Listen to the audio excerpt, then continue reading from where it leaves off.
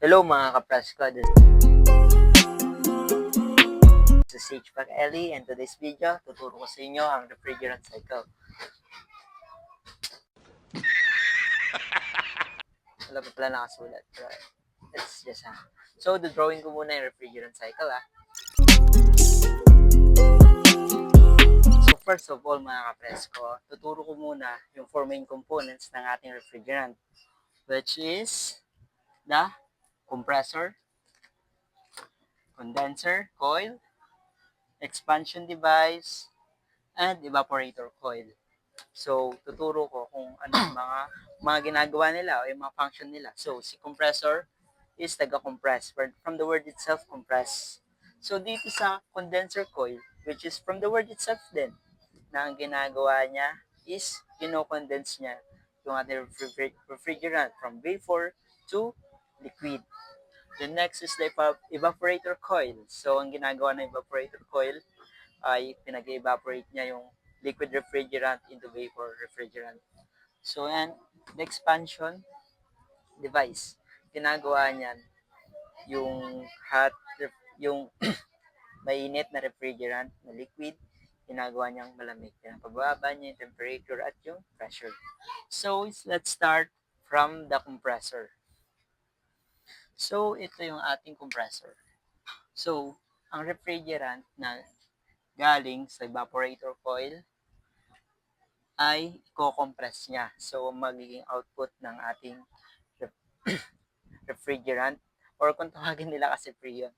Yung Freon kasi, which is brand lang, refrigerant yung tawag. So, sa refrigerant ay ang output niya after dumaan sa ating compressor, high temperature, high pressure, in vapor state. Yan, vapor state siya. So, ano siya, hamog, parang ganon. Then after nyan, dadaan siya ngayon sa ating condenser coil. Kaya tulad ng sinabi ko kanina, kino-condense niya yung ating refrigerant. So magiging output ng ating refrigerant, high pressure pa rin, high temperature, but in liquid state. So ang ginawa niya, yun lang, liquid. Ginawa niyang liquid yung vapor from the condensation process. Yun. Then, this is the expansion device. Ginagawa ng expansion device, pinapababa niya yung pressure ng ating refrigerant at yung temperature nito. But, the state of the refrigerant are still the same. So, dahil sa malamig na siya, gamitan natin ang blue. Yan. So, low pressure, low temperature, in liquid state, yung ating refrigerant. Then, after nyan, pupunta na yung ating refrigerant sa evaporator coil. So, yun na nga yung ginagawa ng ating evaporator. Nag-evaporate niya lang yung ating refrigerant. So, pagka nag-evaporate na yung refrigerant, ang mababago sa kanya, which is yung state niya.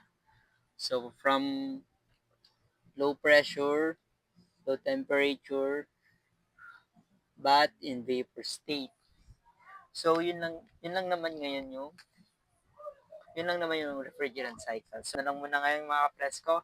Next video, kung gusto pang matuto. So, for the next video, ituturo ko naman yung subcooling and superheat process sa ating refrigerant cycle. And if gusto mong matuto, follow me na lang. And yun lang naman. Thank you.